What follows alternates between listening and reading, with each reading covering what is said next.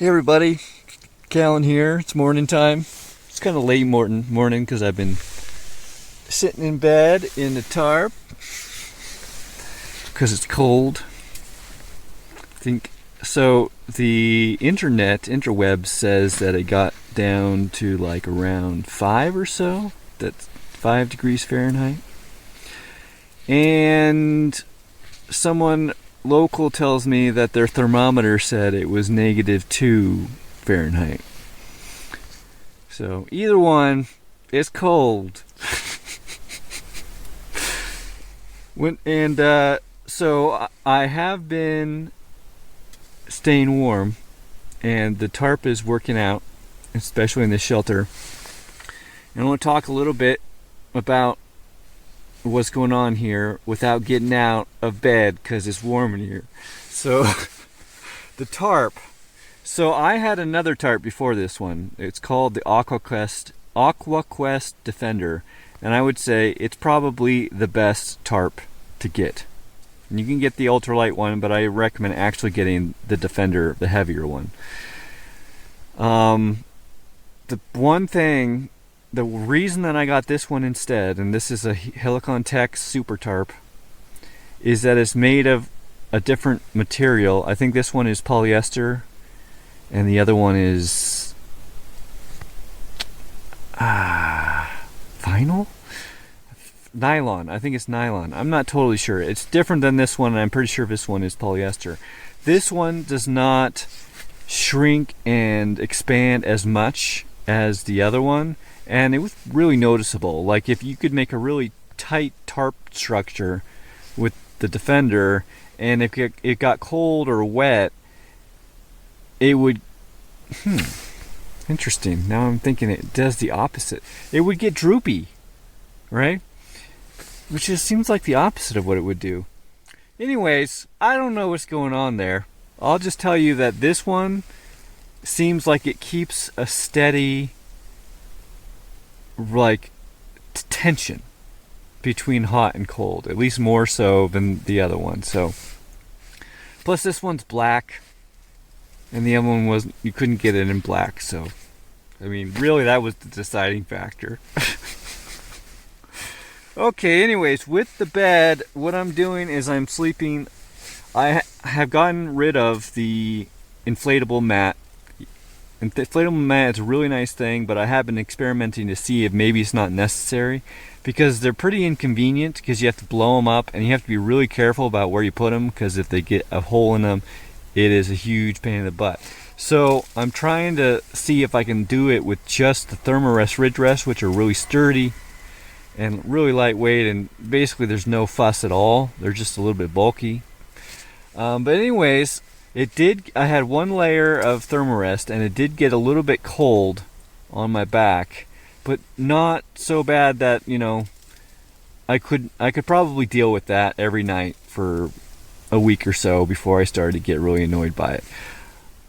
And, it doesn't usually get this cold. So ultimately, I think I would probably be good with just one layer of Thermarest. Of course, I do have the bivy sack. So here's the Thermarest. Here's the bivy sack, which has it's waterproof, and it has kind of aluminum coating, so that kind of helps reflect things back up. But I did put my sitting Thermarest, which is cut in half, on the upper portion of the bed, and that made a huge difference. So I didn't feel cold at all after doing that. And my feet didn't really notice being cold, despite they're still on a single layer. So anyways, my long-term goal with this is to develop a sleeping system where basically I just I have one single Thermarest, I cut it in half, and I can lay it out in its full length, but I can also just stack it on top of each other when I need to, and then I just kind of curl up into a ball. Currently that's a little bit difficult with the current sleeping situation, so I'm trying to still figure that out. Anyways, I did resort to using my other big this is a quilt, and it's a really thick 0-degree quilt, so I'm in a 0-degree mummy bag with a 0-degree quilt inside of it, and I'm wearing very puffed up clothes. So I don't think that this level of is necessary. I just didn't feel like being cold, so I didn't do the experiment. And I'm glad I did it this way, because I like being warm. But I may test tonight with just the mummy bag and the Swagman's roll as the internal sleeping bag, which is what I've been doing, and that has been doing fine. But when it's wet outside, I notice the same temperature of coldness feels much more severe. So that's just something worth thinking about. So anyways, just thought it would be good for me to let you guys know how all the experimentation's going.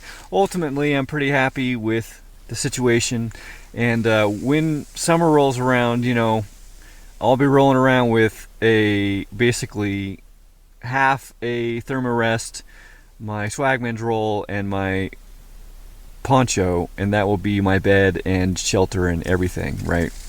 Because it'll be just so warm and dry that I'll just be able to walk around with ultralight. So I'm looking forward to that. That's going to be fun when I'm planning to not even use my backpack. I'm just going to strap the bedroll to my back, and then maybe I'll have like a little stuff sack tied to the bottom of it or something like that.